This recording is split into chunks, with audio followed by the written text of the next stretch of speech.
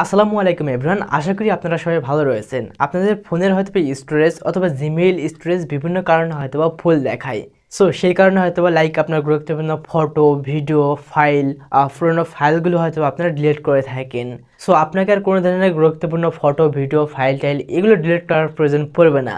Just একটা trick রয়েছে, ওই ট্রিক্সটার মাধ্যমে আপনি কিন্তু ইজিলি আপনার স্টোরেজটা অ্যাটলিস্ট ফাঁকা করতে পারবেন একটু হলেও। ফোনের স্টোরেজ বলুন আবার জিমেইলের স্টোরেজ বলুন, দুইটার স্টোরেজে কিন্তু ফাঁকা করতে পারবেন।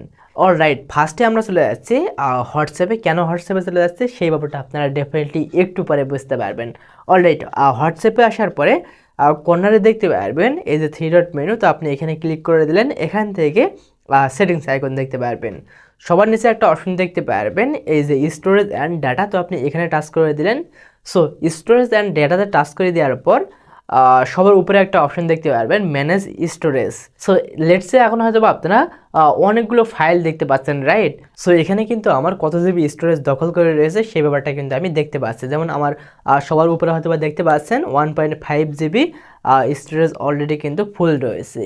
সো আমি চাইলে কিন্তু এই সমস্ত ডাটাগুলোকে ডিলিট করে দিলেই আমার স্টোরেজটা কমে যাবে আর কি, গুগল স্টোরেজ।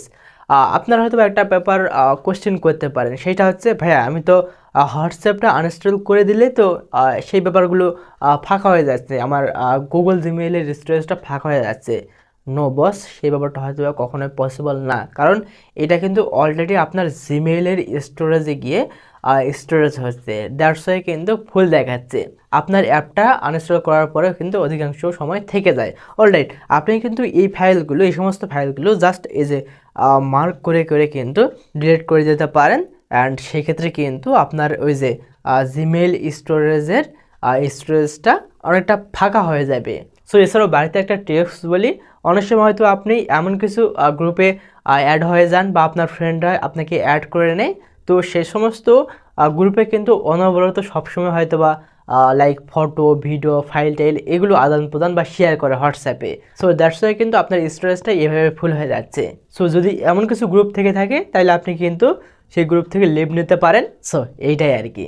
সবাই ভালো থাকবেন, আমার জন্য একটু দোয়া করবেন, আমাদের চ্যানেলে নতুন হয়ে থাকলে সাবস্ক্রাইব করবেন। আল্লাহ হাফেজ।